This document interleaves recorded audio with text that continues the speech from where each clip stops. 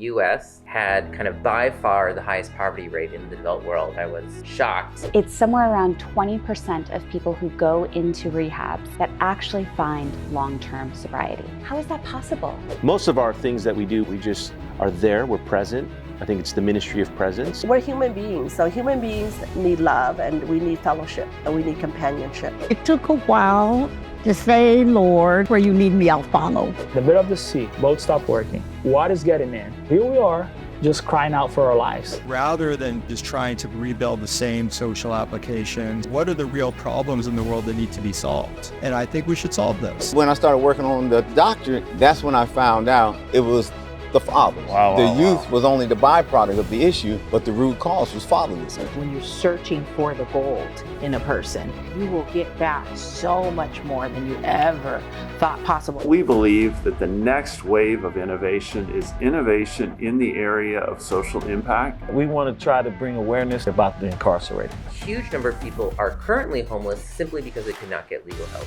A safe place where they can get set free. There's no hack for human connection. Codependency is an addiction. Do not try to do this big thing at once. Start with the little. When you're searching for the gold, you will get back so much more than you ever thought possible.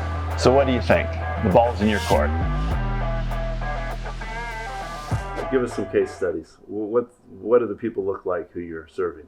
You know, a woman who grew up in Bayview and married her high school sweetheart and trapped in this abusive relationship. And she was assaulted about twice every week for 8 years. And despite, the police being called at one point and being hospitalized at one point, the abuse never ended, right? And one day her husband calls the cops and says, "Oh, my wife has hit me," which wasn't true, but they come, they arrest her. She spends 5 nights in jail. This is actually a pretty common tactic for abusers to use the police in this way. It's kind of a method of control to kind of reestablish dominance, because when she was released, she was given this restraining order and it prevented her from going home. And so she couldn't get any money. She couldn't see her children. She couldn't even get a change of clothes. And so she ended up homeless in San Francisco. And she went to, in her words, in her telling, 10 different agencies around the city and asked for help. And they all turned her away because of what I mentioned earlier. And finally, she found Open Door Legal, and we did a 3-day trial. And we got her back in the home. And then there was, the child custody issue, child support issue, and the divorce. So that it took like an additional several months. But it was all successful. And from that moment on, she was never hit again. She remained housed. She re-entered the workforce. It's, I think, quite the indictment of our society that, we have child protective services, we have medical services, we have shelters, but literally the one thing she needed, the most cost-effective solution, was the one she couldn't get, the one that we don't provide as a society, right? And that's access to justice. I go to Esalen a lot, which is a hot springs place down in Big Sur. It's like a private retreat space. And last time I was there, this young man who I do know from this community, we did yoga right across the street at Baptiste Power Yoga, wanted to have lunch with me. And I was telling him that 2020 was the time that I went to rehab. I went back to rehab and I finally really got sober. And it's because when I was leaving rehab, everything was shut down. And I had to create a container for myself. And so I went over to that yoga studio and they were offering scholarships, 1-year scholarships. And they said, if you can tell us why you need this scholarship, we'll give you a year free. And I said, everything is shut down. There's an elite high-end yoga studio. It's exactly, okay. It's expensive, right? Okay. So I really need community, accountability, a space to move my body. And the next time I came in, they said, you have that scholarship. The only thing that we expect of you is we want to see you in here 4 times a week. Because of that studio, I found community. I found a space to land. I found the continuation of the 28 days was found in that community. Wow. Because of that, just a few weeks later, Reframe, which was a startup at the time, it's still a startup, which is Recovery Through the Power of Neuroscience. They called me and they said, I think that you should be the next coach. Okay, so it's interesting. So the scholarship by this yoga studio was catalytic. Exactly. For you to get that extension. If you had it like the first time, you had gone through rehab, do you think? No. So you weren't ready? I think I needed some time. So because of the scholarship, I got some time. I got to work at Reframe. We took that from 2 people showing up to meetings to 250 people showing up to meetings. We raised $25 million on, wow. On this beautiful face. And because of that, I, got to work in this field. And because of that, I got my life back. I live in this amazing apartment. So I'm telling this whole story to this young man who I've met maybe twice before. And he's sitting there and the ocean's behind him and it's glittering. And I look up and he has tears in his eyes. And I was like, oh my gosh, I didn't mean to trigger. And he said, no, I never told anybody, but I'm the one who paid for those scholarships. So beautiful. Wow. Like this one person who made a commitment to allow somebody else to move their body, and little did he know the ripple effect. We only think about addiction when it comes to 2 things, drugs and alcohol. Maybe sometimes gambling and sex now, right? But what other big things? Maybe food. But because we all have these addictions, right? The top 6 addictions are drugs, alcohol, food, people, technology, and work. Social media would be people and technology, kind of. There's so many overlaps, right? Because money, right? Work, the thing that she really gets to is, until we understand dopamine, until you have a conversation and you really understand dopamine and how it works for you, you will have something that you're grasping at. And so, she was on all these talk shows a while ago, and she said, I want you to think about what my addiction is. And she's this well-learned, well-spoken, eloquent woman. And at the end of the show, she said, my addiction is to romance novels. If there is a romance novel in the house, I will not eat, I will not sleep, I will not work, even if I've read it 15 times. Really interesting. Because she's so entrenched. And it's a brain thing. It's just your brain gets into that, and you get in a state where you lose self-control.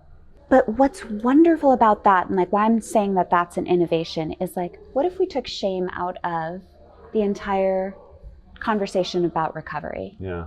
And it was no longer, you're bad, you have no self-control because you fell into drugs and alcohol. It's no, this is a human thing. This is a living a life thing. Jesus' model of ministry was really, he was mobile, actually. He went town to town. And he would do something for their physical need first.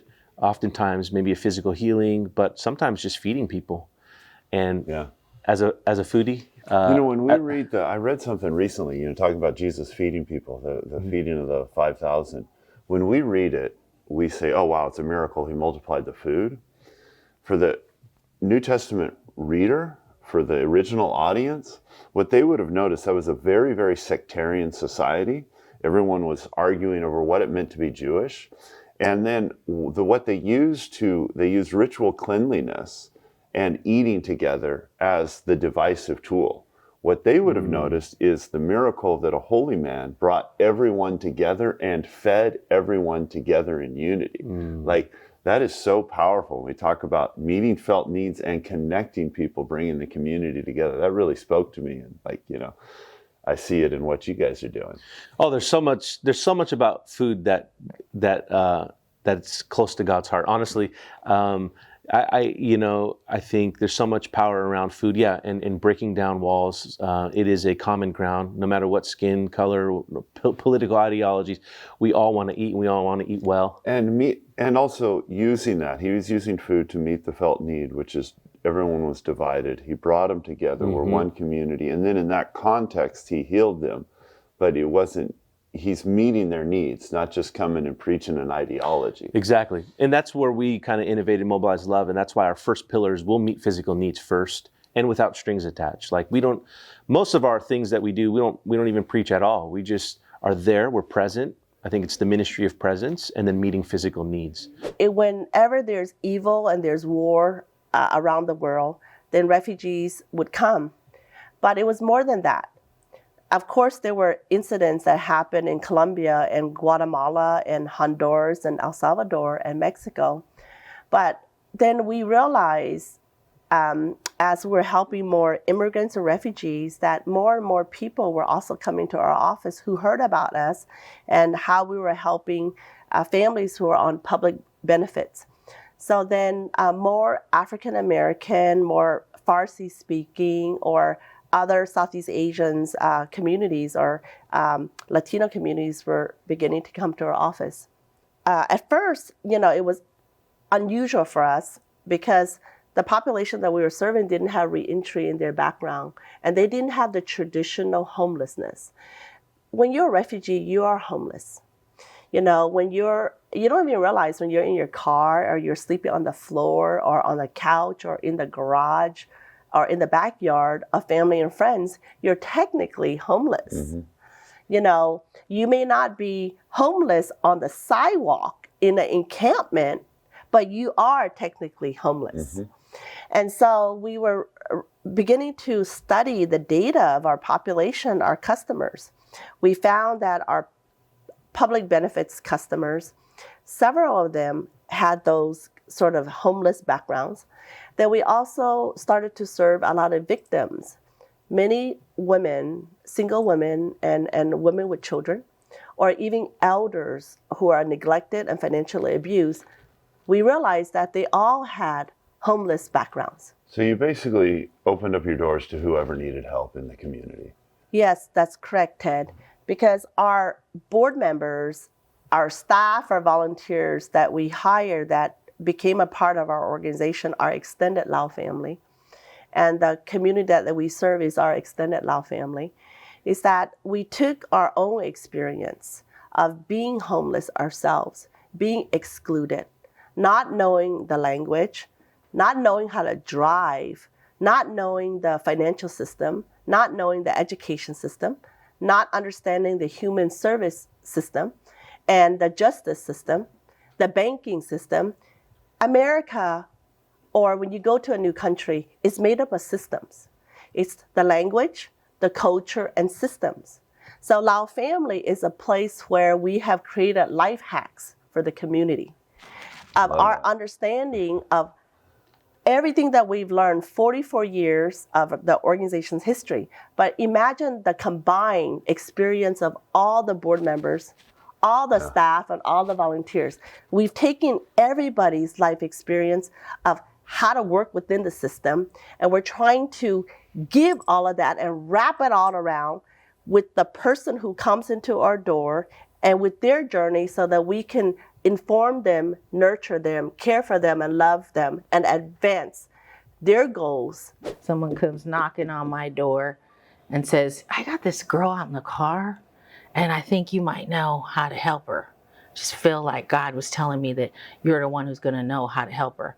Come outside, look in the car, it's my student. I'm like, whoa, where did you find her? Oh, I found her off of East 14th. She was barely wearing anything. I went and got her some clothes. I go and pull her in the coffee shop, and we're like talking. She's like, yeah, I've been raped. I've been beaten. I've been choked. And she's smiling. I'm like, what is this? It was such a surreal experience to sit there with her, this precious baby who was so smart, who had first of all, I was completely naive. Like when I was growing up, I knew about prostitution and they were down on Broadway. That's what we knew in school. They were down on Broadway and they were older ladies and they wanted to be in that. They were on drugs. Those are the myths that I had in my mind. I had no idea that kids were being sold on our streets, in and out of cars all night long. This was just, what? And then people were getting choked and raped and nobody was coming.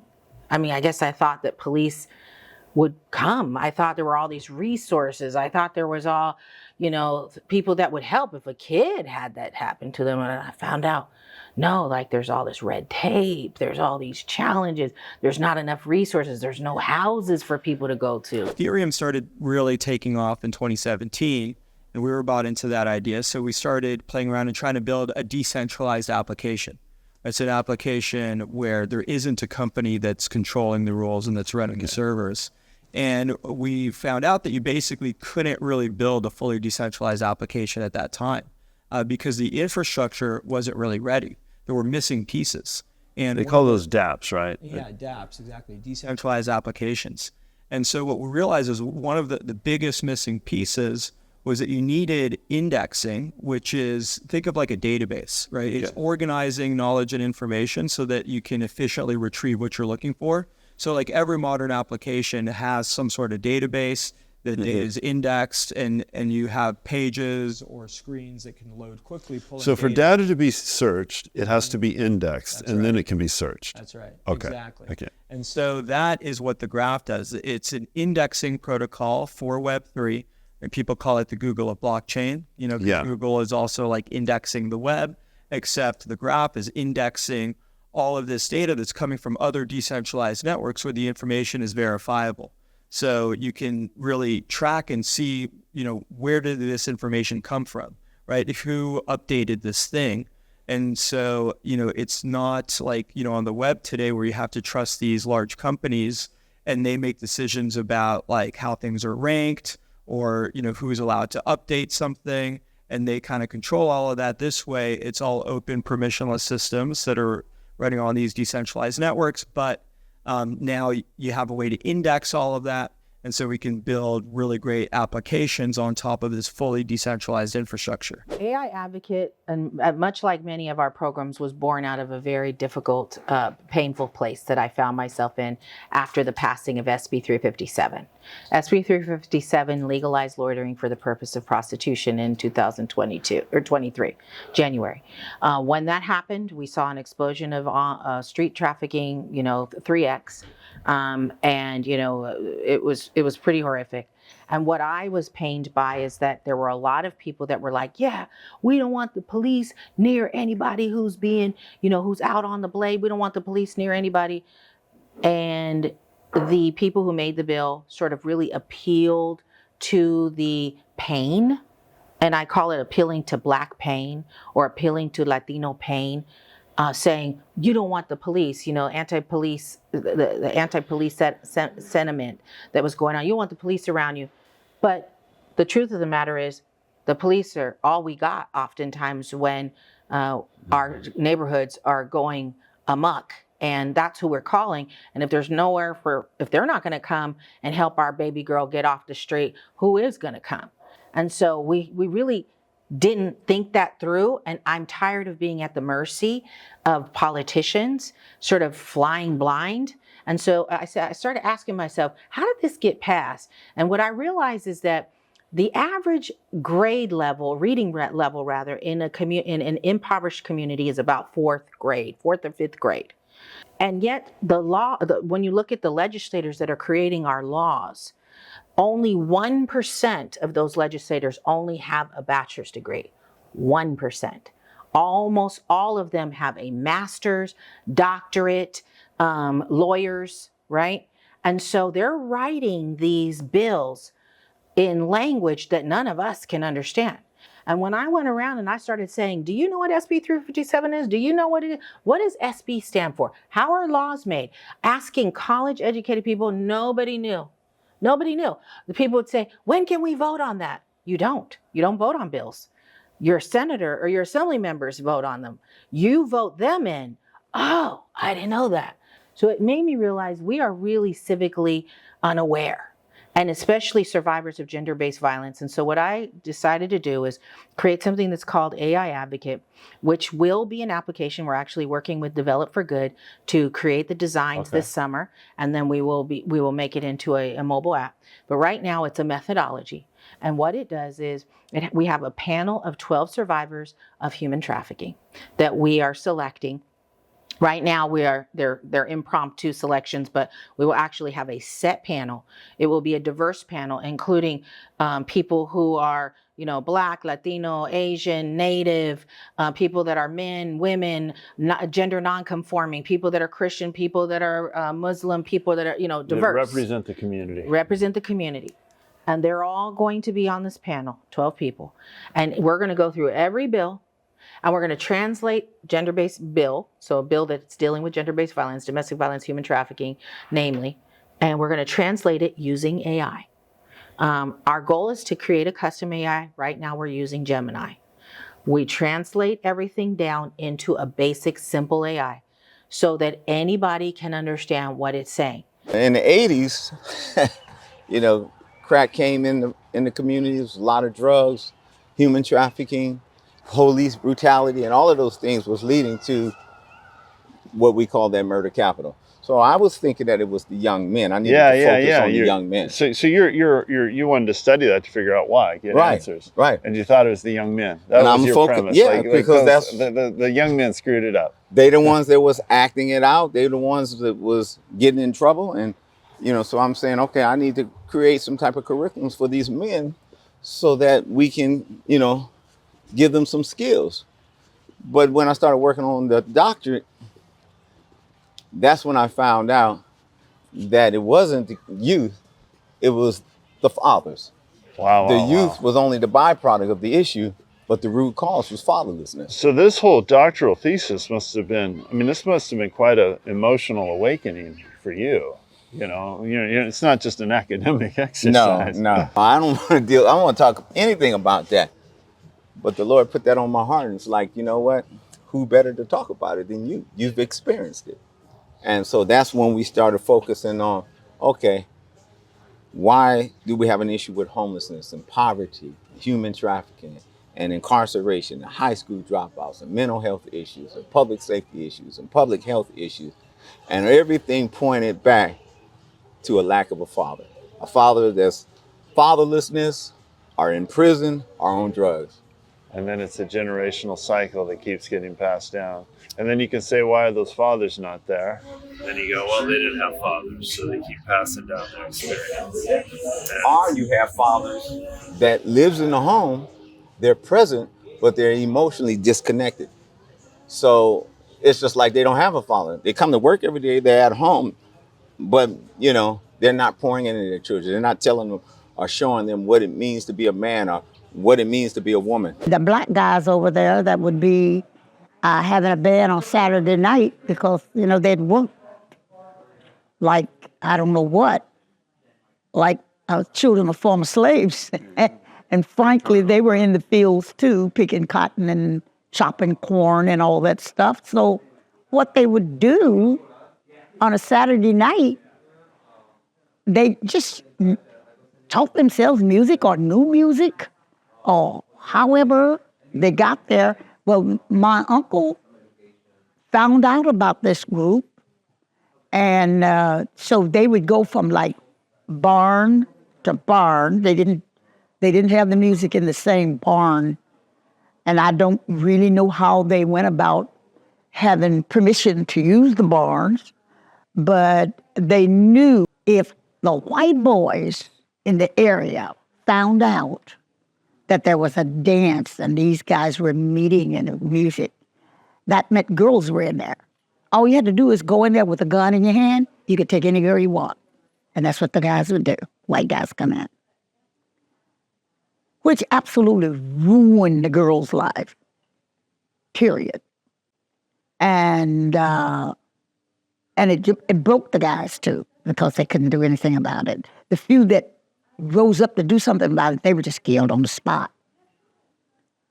So my uncle made up his mind that when he crossed the bridge from Oklahoma, he would always have his gun.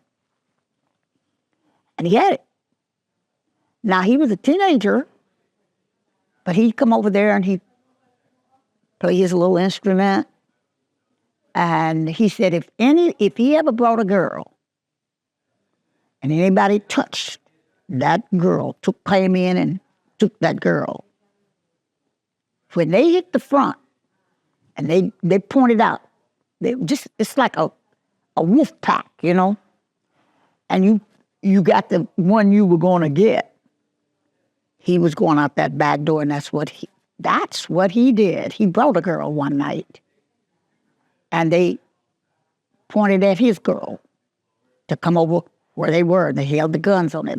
My uncle just went out the back with his gun, laid down beside a tree and was waiting for them to come to the back. And he said he sent them to their long sleep, the kind of sleep where you never get up. He shot them both down. Now, the girls wanted to grab him and said, they can take us with you, because they felt so insecure by that time. They didn't even want to go back inside. He said, nope. He didn't go back inside either. He didn't even go back inside and get his instrument. He left walking. You don't follow me, no one else. Because this is what he knew.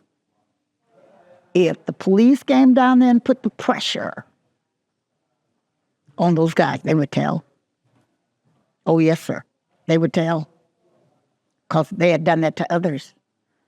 So my uncle didn't stop till he crossed that Tulsa Bridge, which is the Red River.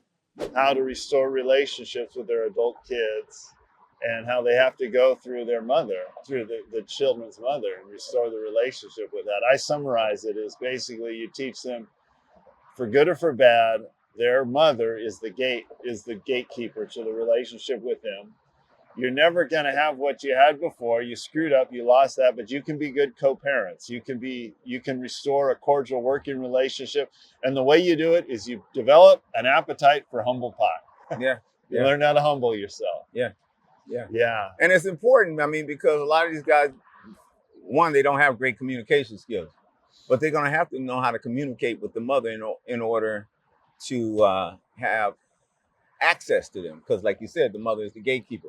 So we're teaching these fathers how to be engaged in their children's life while they're in prison. And they're building this relationship not only with the kids, but also with the mother, whether they're together or not. And that's what the dissertation is. It's the recon mission, reconciliation through fatherhood training, teaching fathers how to be engaged in their children's life and their ex-partners. Your neighborhood's being cleaned up. Yeah. So, like, we ran across one of your neighbors. Yeah. It's not a member of your church. Yeah, not a member. Oh, she loves you. Yeah. She loves you guys because she feels safe. She had a problem with one of the homeless people. Yeah. And she knew someone she could talk to. Yeah. She talked to you all, and you resolved that problem with her. Yeah. So it's like finding the solution without having to harm anybody, without just a talk, a conversation. And a lot of people think, again, they're just criminals. They're doing drugs. They're doing this. Okay, they might have, going through a bad path right now, but they're still a human being. They're still someone's daughter, someone's son. And that's the goal. The goal is just to help people become who they're born to be. All I want to see, Ted, is people understand that sometimes they have a calling for mission. Sometimes I really want to go to Africa and help people and all this, which is perfect. It's beautiful, wonderful. Yeah, nothing wrong with that. But it's like, how do you say that you have a calling for serving and we step out of your doorstep and you have a homeless there and you just step over? Yeah. How can you say you have calls for mission like if you're not even serving the person that's in front of you, right? How do you want to change the whole world if you don't even fix your own bed when you wake up? That's for the Gen Zs, It's like, change the mentality of like, do not try to do this big thing at once. Start with a little.